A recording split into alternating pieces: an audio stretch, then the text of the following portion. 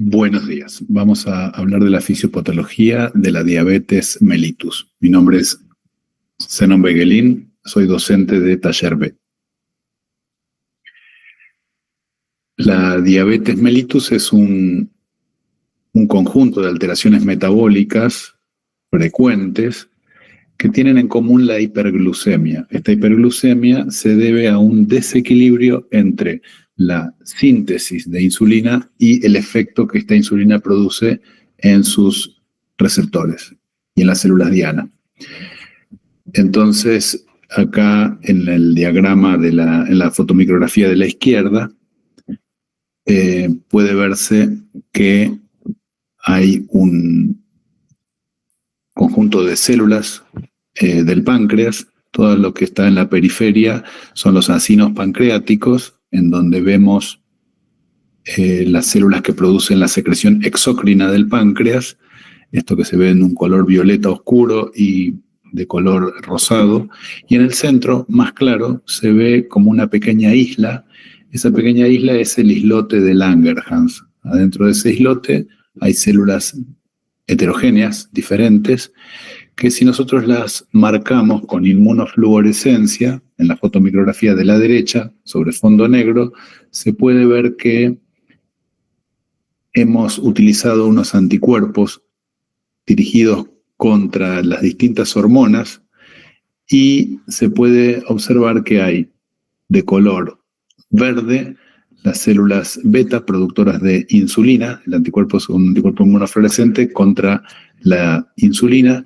Tenemos en color rojo la proteína glucagón, o sea, las células que producen glucagón, que serían las células alfa, y las células que producen somatostatina se ven de color blanco, son las células menos abundantes en el islote, y para identificar todas las células, en color azul están marcados los núcleos celulares. Mantener la glucemia por encima de 70 es clave, ya que una hipoglucemia va a afectar rápidamente el funcionamiento cerebral. El cerebro depende de la glucosa como fuente de energía y no es capaz de almacenarla. Por eso, cuando la glucemia baja por debajo de 70 y se produce una hipoglucemia, vamos a sentir mareos y vamos a tener una rápida falla en la función cerebral, vamos a sentirnos como aturdidos. Finalmente va a haber un desvanecimiento y eventualmente puede ocurrir un daño cerebral irreversible si la hipoglucemia se prolonga durante el tiempo suficiente y incluso puede conducir a la muerte. Entonces, es crítico mantener los niveles de glucosa por encima de 70 en la sangre, ya que el cerebro depende de la glucosa como fuente de energía y no es capaz de almacenarla. No puede formar glucógeno para almacenar adentro de la célula, dentro de la neurona, la glucosa, que es su fuente de energía. Por eso existe una sola hormona que baja la glucemia y un montón de hormonas que suben la glucemia. La insulina es la hormona hipoglucemiante por excelencia. Si bien existen otras hormonas que son las incretinas que potencian los efectos de la insulina, no tienen un efecto hipoglucemiante directo, sino que lo que hacen sus efectos son a través de la insulina. En cambio, para subir la glucemia, que esto protege en agudo al cerebro, existen un montón de mecanismos reguladores y de mecanismos compensadores. El principal es el glucagón, que también se fabrica, como vimos, en las células de los islotes pancreáticos, la somatostatina, que también se sintetiza ahí, y los glucocorticoides, que son hormonas de estrés sintetizadas en las glándulas suprarrenales, pero también cumplen la función, por ejemplo, del despertar en la mañana cuando aumenta el cortisol. Esto conduce a un pico también de glucemia que ayuda a la vigilia para que el organismo empiece a despertarse después de haber descansado durante la noche. Las catecolaminas también son hormonas hiperglucemiantes y estas también son sintetizadas en las glándulas suprarrenales. Y por último, la GH, que es la hormona de crecimiento, que también tiene un efecto hiperglucemiante. ¿Qué hace la insulina? La insulina se sintetiza, dijimos, y se libera de los islotes de Langerhans de las células beta, y esto pasa a la circulación sanguínea. Una vez en la circulación sanguínea va a ponerse en contacto con los receptores que están presentes predominantemente en los llamados órganos diana, que son el tejido muscular, el tejido hepático y el tejido adiposo.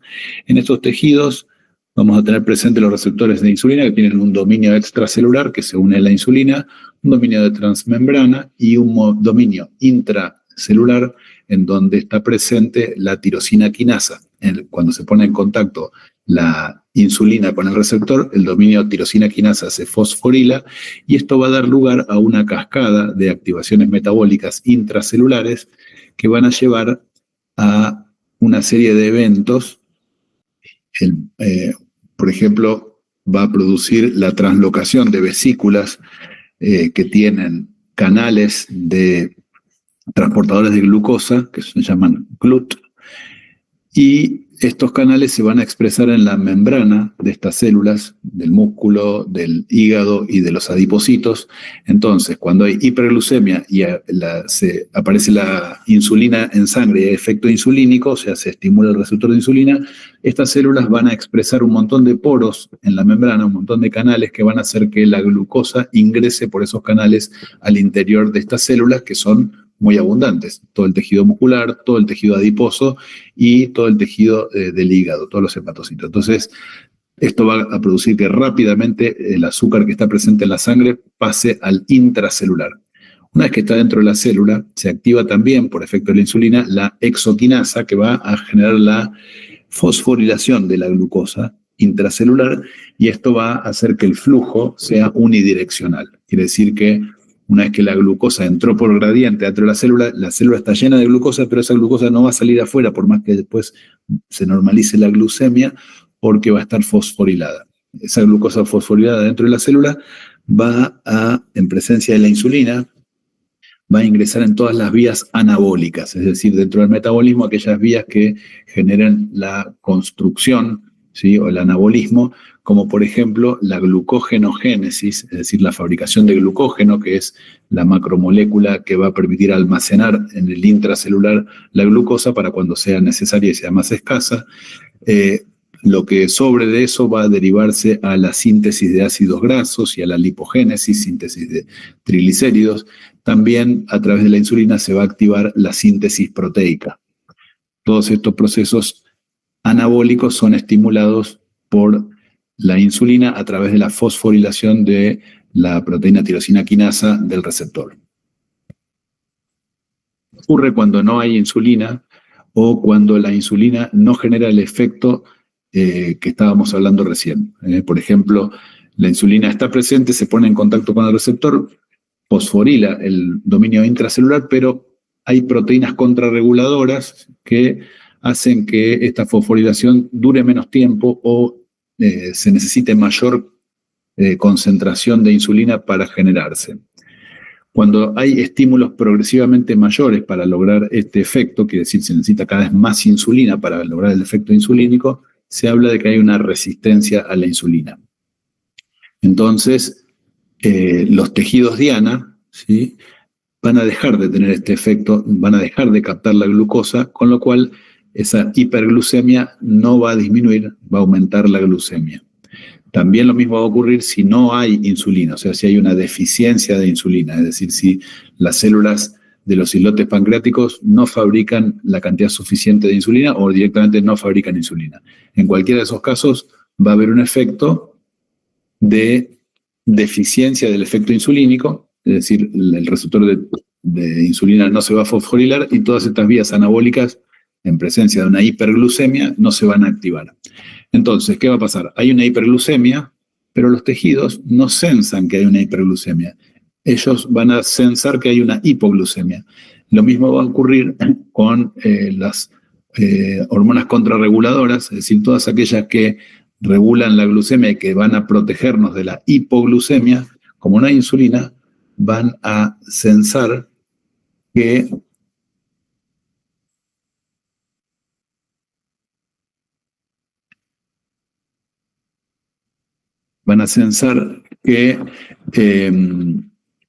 hay una hipoglucemia, entonces se van a liberar las hormonas contrarreguladoras, van a aumentar el glucagón, van a bajar las incretinas, ¿sí? Van a aumentar las hormonas de estrés, ¿sí? Los corticoides, las hormonas de las glándulas suprarrenales, y esto va a generar una hiperglucemia, pero ya había hiperglucemia, o sea que van a aumentar aún más esta hiperglucemia.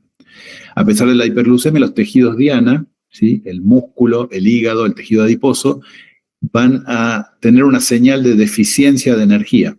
¿Sí? A pesar de que hay un montón de glucosa fuera de la célula, en el intracelular la señal es que no hay energía, que hay como si hubiera una hipoglucemia, entonces activan el catabolismo, ¿sí? Por efecto de las hormonas contrarreguladoras van a aumentar la glucogenólisis, es decir, sienten que no hay glucosa, entonces empiezan a quemar las reservas que tienen, el glucógeno lo empiezan a destruir para liberar glucosa, van a fabricar glucosa a partir de otros precursores, como las proteínas, van a hacer gluconeogénesis, para esto van a tener que hacer proteólisis, van a tener que generar alternativas de fuentes de energía, entonces van a fabricar cuerpos cetónicos, van a hacer cetogénesis, para esto tienen que hacer lipólisis, es decir, destruir las grasas que tienen almacenadas, sobre todo el tejido adiposo, y todo esto va a permitir la liberación de glucosa a la sangre, cuerpos cetónicos a la sangre y ácidos grasos. Todo esto como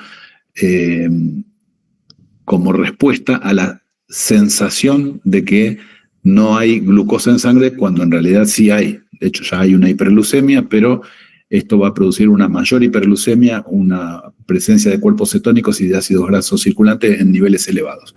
Entonces, los procesos contrarreguladores, que son el aumento de glucagón, el descenso de las incretinas, todo esto va a generar también que a nivel del riñón, el riñón cuando hay una glucemia elevada, una glucemia, por ejemplo, mayor a 200, se empieza a perder la glucosa en orina, empieza a haber lo que se llama glucosuria.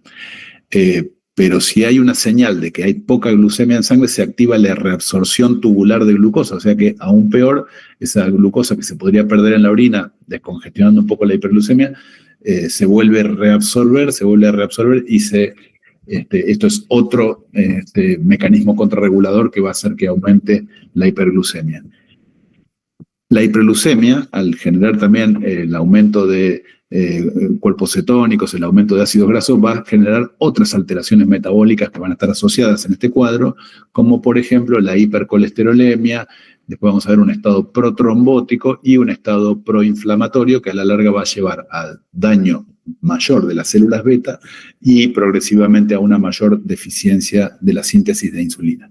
Hay otros procesos metabólicos patológicos que van a estar asociados, que van a ser la causa de todo esto, de las complicaciones, crónicas, que son la generación de los productos de glicosilación avanzada, las especies reactivas del oxígeno, la vía de los polioles y la activación de la proteinquinasa C.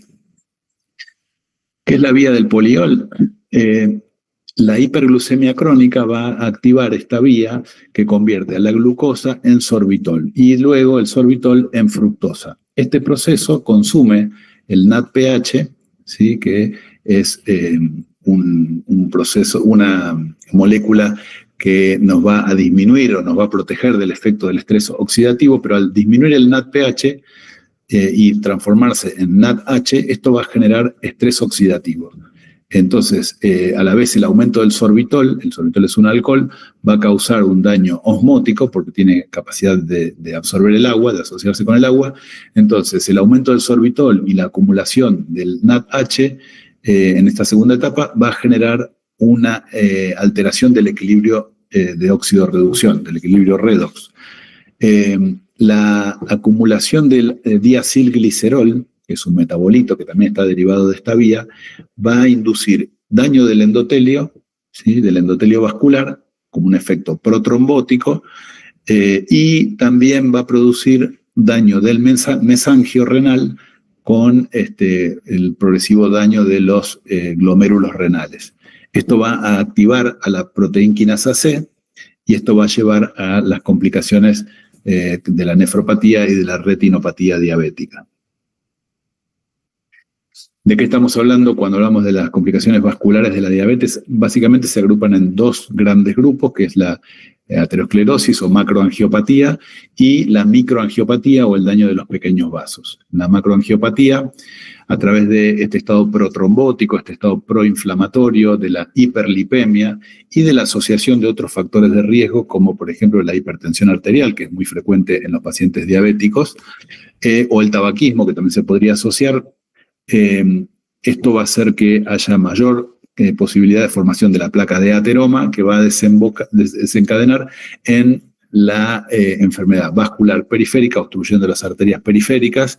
Esto va a llevar a la mala irrigación de los territorios distales y los pacientes van a sufrir isquemia. Esto sí se asocia a la neuropatía, que vamos a ver que también se puede causar como complicación crónica de la diabetes. Tienen mala sensibilidad y no se van a dar cuenta cuando se están lesionando los pies, y esto conduce al fenómeno que se denomina pie diabético, que muchas veces termina en la amputación de miembros. La enfermedad coronaria, ¿sí? Cuando la enfermedad trombótica o aterotrombótica y la formación de placas de ateroma se produce en las arterias coronarias, va a llevar a infarto y a fenómenos isquémicos en el miocardio y también a accidentes cerebrovasculares por afectación de la circulación cerebral. Con respecto a la microangiopatía, se va a dañar por la activación de la proteínquinasa C, de los radicales libres del oxígeno, por la formación de los productos de glicosilación avanzada, que son la formación de glicoproteínas, es decir, proteínas naturales a las que se le une la glucosa en forma no enzimática. Es decir, hay tanta glucosa que se empieza a adherir, se empieza a unir a las proteínas, y las proteínas, cuando se le une la glucosa, cambian su conformación, cambian su estructura y por lo tanto cambian su función. A la vez pueden no ser reconocidas por el sistema inmunológico y esto causar aún más inflamación. Entonces, esto se los denomina productos de glicosilación avanzada. Cuando la glucosa está presente durante mucho tiempo en altas concentraciones, va a ir produciendo estos productos de glicosilación avanzada, que son también responsables del daño endotelial y que van a ir causando lo que se llama la microangiopatía. Entonces, en la microangiopatía lo que va a ocurrir es que los pequeños vasos se van a dañar, y este daño crónico se puede ver claramente en la retina. La retina tiene la característica de que a través del fondo de ojo es la única forma que nosotros podemos ver en forma directa las arterias, y en los pacientes diabéticos una forma de controlarle las complicaciones crónicas es justamente hacerlo en fondo de ojo, porque ahí podemos ver el estado de las arterias. Y ahí se puede ver cómo se van a producir daños en los vasos pequeños, en las arteriolas, que van a ir produciendo pequeñas hemorragias y van a producir microaneurismas, se van a producir daños en la microcirculación, que puede ser visible, detectable, y esto trae consecuencias en la función de la retina. Van a tener alteraciones visuales que pueden llevar también a hemorragias mayores con desprendimiento de retina, hemorragia en el vítreo y, bueno, eventualmente una pérdida de la visión y una ceguera. Los pacientes con diabetes también van a tener fenómenos de microangiopatía a nivel de la circulación renal, y esto va a producir una nefroangiosclerosis, es decir, que se van a ir dañando a través del daño del mesangio y de los pequeños vasos sanguíneos, se va a ir ocluyendo y saliendo de la función en los glomérulos, y progresivamente va a ir produciendo una nefropatía diabética, que es una insuficiencia renal crónica, y con que es una de las principales causas, la diabetes. También puede ocurrir lo que se llama la neuropatía. La neuropatía se va a favorecer por el daño de las neuronas, por estas alteraciones metabólicas, y también por el daño de los pequeños vasos. La microangiopatía va a afectar también a la vasa nervorum, y esto se va a manifestar primariamente en la sensibilidad alterada, lo que se llama neuropatía periférica. Los diabéticos van a perder la sensibilidad en los miembros progresivamente. También pueden tener disautonomías con alteraciones en el funcionamiento de las vísceras, del control de la frecuencia cardíaca y, bueno, de otros fenómenos como la sudoración y un montón de otras alteraciones que se van a producir por daño del sistema nervioso periférico y del sistema nervioso autónomo. ¿Cómo definimos una diabetes? ¿Cómo se clasifica la diabetes? La diabetes se puede clasificar de muchas maneras, pero es muy importante tener en claro que la diabetes se define por los valores de glucemia. Entonces, dijimos que la glucemia normal era entre 70 y 100. Cuando está por encima de 100 no es normal, pero no necesariamente sea diabetes. Para el diagnóstico de diabetes se requiere una glucemia de 126 o más. Cuando la glucemia está en valores intermedios entre 100 y 125, hablamos de una prediabetes. La diabetes puede ser por falta de la producción de insulina, puede haber una disminución o directamente ausencia de insulina, y esto es la diabetes de tipo 1. En este caso, esto ocurre porque hay anticuerpos anticélulas beta que destruyen las células beta, es una enfermedad autoinmune, en la diabetes de tipo 1, y esto hace que no se produzcan la insulina. Directamente hay una disminución de la producción de insulina y finalmente una ausencia de la producción de insulina. Entonces, los diabéticos de tipo 1 tienen una enfermedad que se manifiesta tempranamente, ¿sí? Son chicos jóvenes habitualmente, son personas jóvenes que van a tener esta enfermedad. Si bien la diabetes de tipo 1 es solamente el 5% de los casos de diabetes, en las personas jóvenes es la diabetes más frecuente. Pero si tomamos toda la población global, la diabetes de tipo 2 es la más común. La diabetes de tipo 2 es la que se debe a la resistencia a la insulina, es decir, no está mediada por autoanticuerpos, sino porque la cantidad de insulina que se necesita para lograr el efecto es cada vez mayor, se asocia con obesidad y hay una serie de trastornos metabólicos asociados, bueno, tipo 1 también, ¿no? Pero acá lo que va a ocurrir es lo que se llama un síndrome metabólico muchas veces, y cada vez se necesita mayor cantidad de insulina para lograr el mismo efecto. Entonces los islotes de Langerhans van a ir produciendo, las células beta van a ir produciendo cada vez más insulina para poder lograr el mismo efecto, y va a llegar un momento en que se van a empezar a fatigar, se empiezan a agotar y empiezan a producir cada vez menos insulina y finalmente tienen insulina insuficiente, y ahí es cuando los diabéticos de tipo 2 empiezan a requerir insulina. ¿Sí? Porque ya empiezan a comportarse como si fuera un diabético tipo 1, empiezan a tener un daño crónico de los islotes de Langerhans, en donde ya hay una secreción disminuida de insulina. ¿Sí? Inicialmente tiene una secreción aumentada, pero no tienen efecto insulínico por la resistencia a la insulina.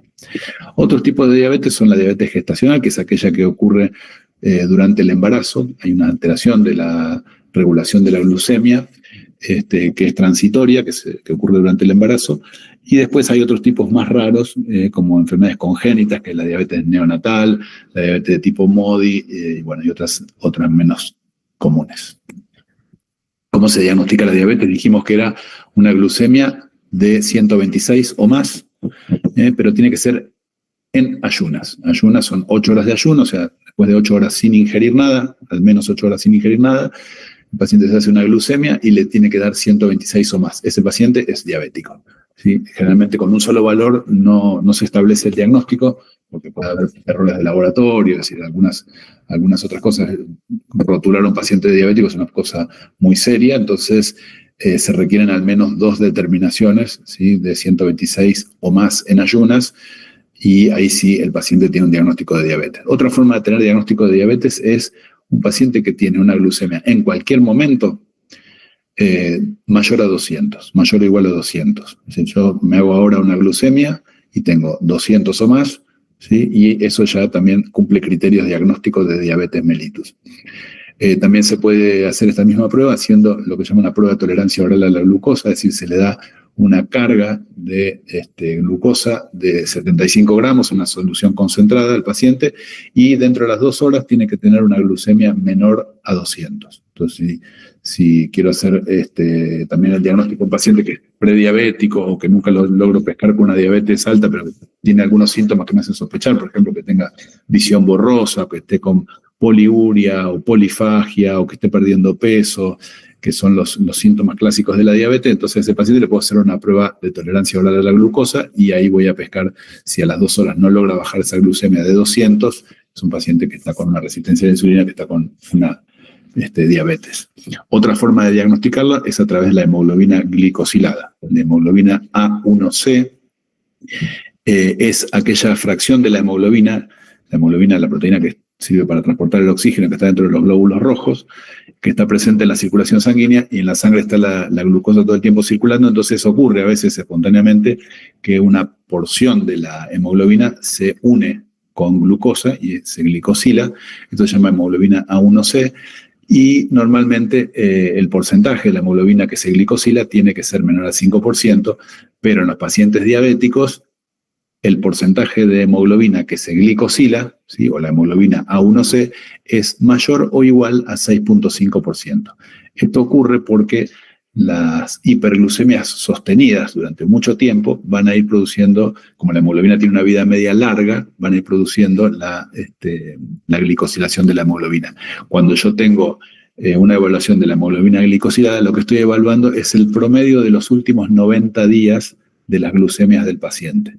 Quiere decir, si un paciente tiene siempre la glucemia normal y hoy se come una cucharada de dulce de leche y le hago una glucemia y me da un valor muy alto, yo si le hago una hemoglobina glicosilada no la va a tener elevada, porque sus promedios de glucemia son normales. Por otro lado, tengo un paciente que tiene una hiperglucemias todo el tiempo porque tiene alteraciones metabólicas, tiene hábitos alimentarios que no son buenos, es sedentario, etc. Va a estar todo el tiempo con glucemias elevadas, pero cuando yo le pido los análisis, empieza a hacer un régimen estricto 2 días antes, empieza a cuidar de ello y deviene la glucemia en ayunas normal. Pero a ese paciente yo le hago la hemoglobina glicosilada y me va a dar alterada. ¿Por qué? Porque me está evaluando no la glucemia de las últimas 24 a 48 horas, sino que me está evaluando la glucemia de los últimos 3 meses, de los últimos 90 días. Entonces, en definitiva, ¿qué es lo que va a producir como enfermedad la diabetes mellitus? Bueno, cuadros agudos y cuadros crónicos. Cuadros agudos pueden ser en los diabéticos de tipo 1 por la falta de insulina. Rápidamente, y los pacientes no están preparados porque esto se produce, digamos, de forma abrupta, no hay tiempo de mecanismos compensadores crónicos. Los pacientes van a tener una cetogénesis, ¿sí?, como mecanismo compensador, van a tener una hiperglucemia, porque la glucosa no se va a captar dentro de los tejidos diana, va a tener gluconeogénesis, glucogenólisis, pero no van a tener mucho depósito de glucosa. La cuestión es que no van a poder elevar mucho los valores de glucemia, van a tener hiperglucemias de alrededor de, por ejemplo, 300, en ese rango, y el cuadro va a estar dominado por la producción de cetoácidos, lo cual va a producir una cetoacidosis. Entonces, los pacientes se van a poner clínicamente muy sintomáticos, pueden tener deterioro del nivel de conciencia, pero predominantemente por el cuadro de acidosis, más que por el cuadro de hiperglucemia. En los pacientes, ese es el cuadro agudo, que muchas veces es la forma en que se hace el diagnóstico de la diabetes en un paciente joven con una diabetes de tipo 1. En los pacientes mayores con diabetes de tipo 2, la complicación que puede ocurrir, por ejemplo, cuando tengan alguna infección o cuando tengan algún fenómeno que les complique mucho su diabetes, puede ser un coma hiperosmolar. Esa es la complicación aguda que pueden llegar a tener.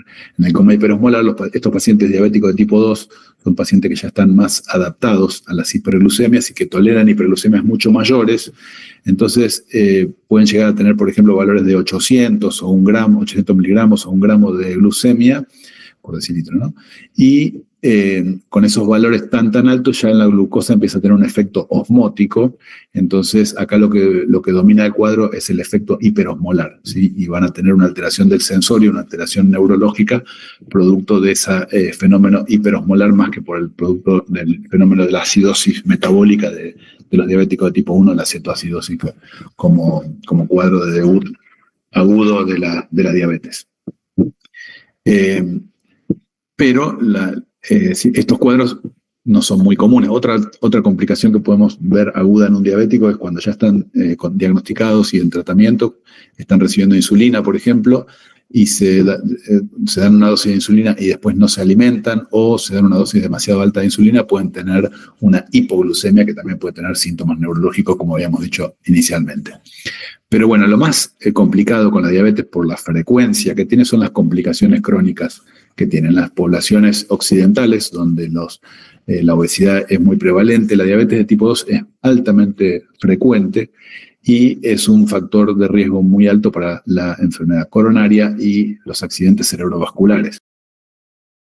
Es la principal causa de ceguera y la principal causa de insuficiencia renal crónica que va a llevar a los pacientes a diálisis.